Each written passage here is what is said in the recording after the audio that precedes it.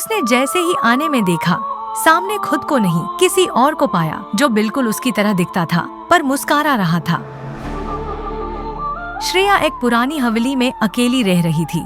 ये हवेली उसके दादा दादी की थी जो अजीब हालात में मर गए थे। बचपन से उसने इस हवेली के बारे में अजीबोगरीब कहानियां सुनी थी, लेकिन वो हमेशा उन्हें सिर्फ अफवाह समझती थी। एक रात बिजली चली गई। श्रेया मोमबत्ती लेकर घर के पुराने स्टोर रूम में गई, जहाँ कभी कोई नहीं जाता था। वहाँ उसे एक पुराना धूल से भरा हुआ आईना मिला। अजीब बात ये थी कि उस आईने में उसका अक्स साफ नजर नहीं आ रहा था, जैसे कोई और चेहरा हो उसके पीछे।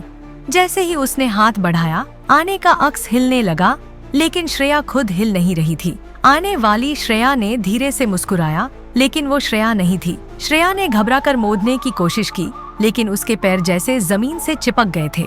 आने वाली श्रेया अब धीरे धीरे आगे बढ़ने लगी थी। उसकी आंखों में कुछ अजीब सी चमक थी।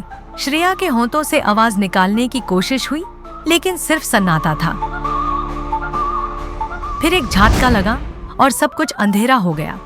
अगली सुबह पड़ोसी ने हवेली का दरवाजा खुला देखा। घर के अंदर सब कुछ ठीक था, बस स्टोर रूम में वो आईना चमक रहा था और उसमें एक लड़की खड़ी थी जो अब आईने के अंदर थी, चीखती हुई। और बाहर आने वाली श्रेया अब असली दुनिया में चुपचाप मुस्कुरा रही थी।